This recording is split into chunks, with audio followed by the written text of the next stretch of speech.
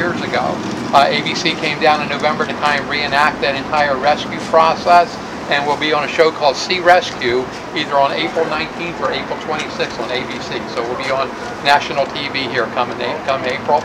We also had PBS on the boat about 9 weeks ago to film a documentary about us, and they have a program called Curious Kids. Will be on PBS sometime in March. So. We are all here.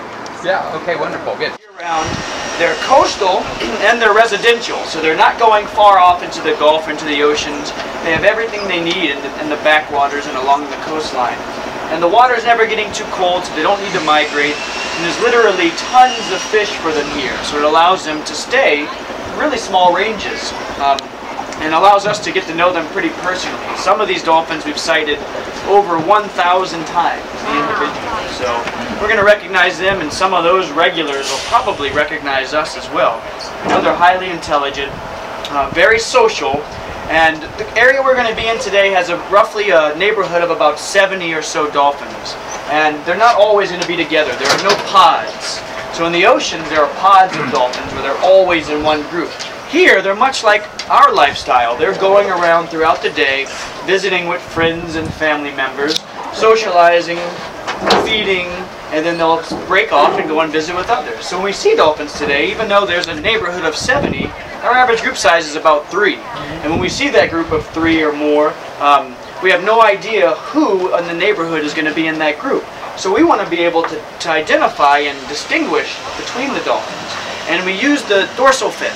So when the babies are born, we have 5 newborns. They're about 3 to 4 months old now from this last season.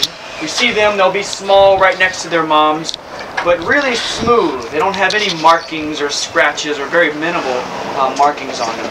But as they grow, very social, they have their own language, they can talk back and forth.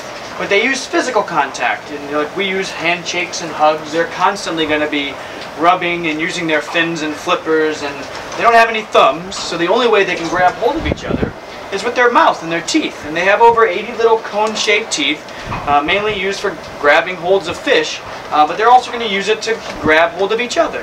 And if you're one dolphin grabbing onto another dolphin, the only thing you can grab are the fins. So as they grab on the fins, time day in and day out over years, the edges of the fins are going to have little nicks and notches taken out of them. So 40 years ago they used to capture them and brand them and tag them. So a lot of work, and also have handy these catalogs. Lots of good background information on the bottlenose. But the majority of the book are the close-ups of all the local guys' dorsal fins. So you'll be able to take photos from today, pair them up with this, and help us identify them. Then we can kind of catch you up to speed with their history, personalities, best friends, hangout spots, whatever they've been doing over the last 8 years. So learning as much as we can, but also education and raising awareness. The next couple of weeks we're going to be approaching our 50,000th passenger on this one little boat from all over the world. So we're able to show you guys a good time, get you out into the real Florida, but also send you home with some knowledge to try to keep the... There's another mom.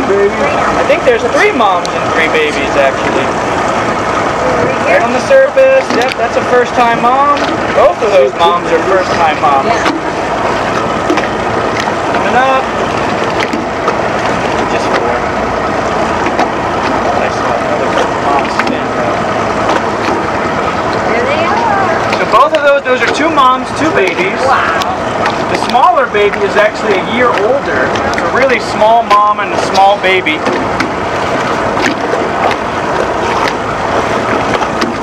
So we've had 3 first-time moms, and 2 of them are right here. See that smaller kind of pointy fin? First-time moms are really important to us because up at Sarasota area, the first-time calves never survive. And they attribute that mainly to the red tide toxin. So what happens is the baby's born, a female dolphin's born, eats fish for 8 years, stores the toxin.